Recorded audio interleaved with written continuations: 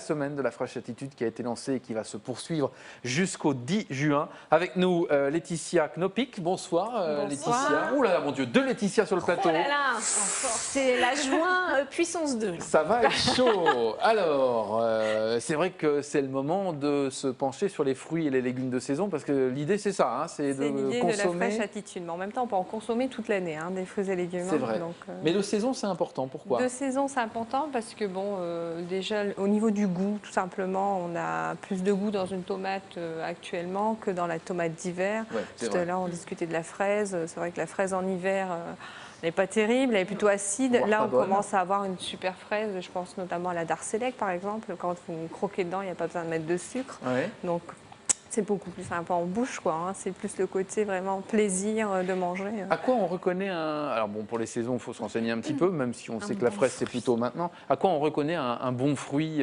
d'un fruit qu'il faut éviter d'acheter? Visuellement, le fruit doit être... si vous pouvez... Ou alors lequel, par exemple? Prenons... l'ensemble des fruits et légumes, là, sont mûrs à point. Donc, là, c'est le moment. Là, c'est le moment, d'une part, parce qu'ils sont de saison, et d'autre part, parce qu'ils n'ont pas été tâtés. Parce que parfois, on a l'impression que le fruit est mûr.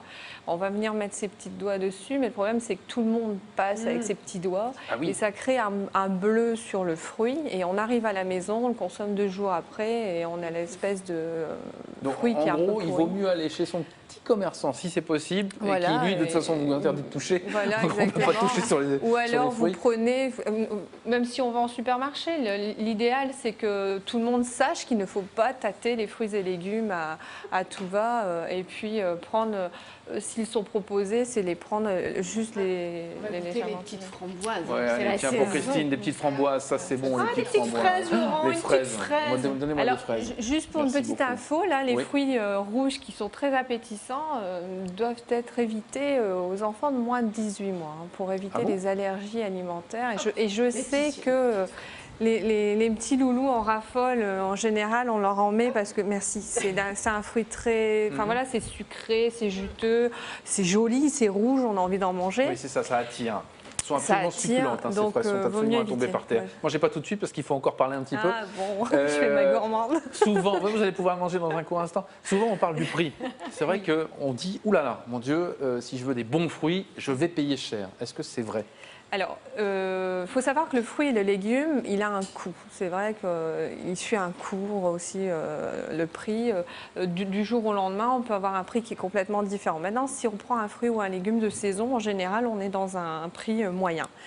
Ensuite, si je fais une comparaison entre 1 kg de tomates que je vais acheter aujourd'hui à 2,50 € par exemple, les tomates grappes, et mon prix au kilo de mes bonbons que je vais prendre, voilà, c'est de 10 € à 15 € le kilo. Le paquet de chewing-gum, parce que j'en ai vu quelques-unes se balader les chewing-gums tout à l'heure. Qui mange les chewing-gums dans les coulisses? Donc le paquet de chewing-gum peut aller de 40 à 55 € le kilo. Et pourtant, ça, on le met dans le caddie assez facilement. Si on réfléchit finalement, c'est pas beaucoup plus cher que d'acheter des sucreries, des choses qui font grossir ou autre. Tout à fait. À partir du moment où on mange équilibré, on peut s'en sortir avec un panier avec des fruits, des légumes, des féculents, enfin du pain, de la viande, etc. Et pourquoi on dit tout le temps qu'il faut consommer 5 fruits et légumes? Pourquoi 5? Alors, c'est 5 portions de fruits et légumes.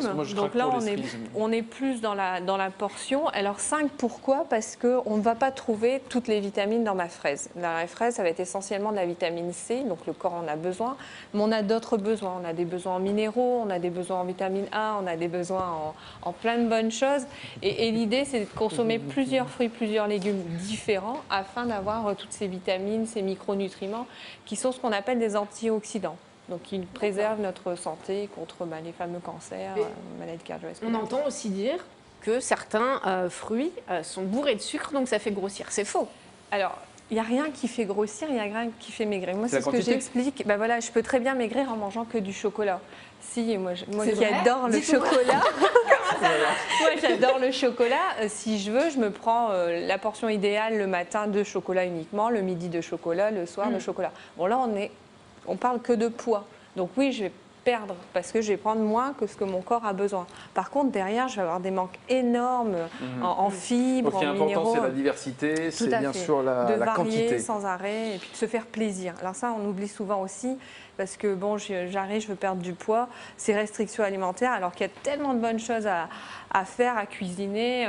Prendre des tomates, par exemple, les concasser rapidement et puis les poêler avec de l'ail. Enfin, c'est super bon. On rajoute un peu de basilic et hop, on a Alors, la terminé. semaine de la fraîche attitude, il y a tout un tas d'animations un peu partout en France et bien sûr dans la région Nord-Pas-de-Calais, notamment auprès des enfants. Hein, tout à pour fait. les Alors, dans les sensibiliser, hein. restaurants collectifs, scolaires. Tiens, vous avez auprès un des truc pour marchés, faire manger des épinards aux enfants ou qu'est-ce que vous faites? Vous pouvez changer la recette. Vous changez la recette, c'est-à-dire Voilà, non, mais Faire des soufflets, des petits voilà, gâteaux, donc il faut des- proposer. Et puis je pense qu'il faut aussi proposer. Aujourd'hui, on a trop tendance à peut-être à écouter l'enfant, lui dire, écoute, goûte au moins, enfin parce que les Moi, je enfants mets ont quand un même du entonnoir mal. pour ma fille, hein, ça marche bien.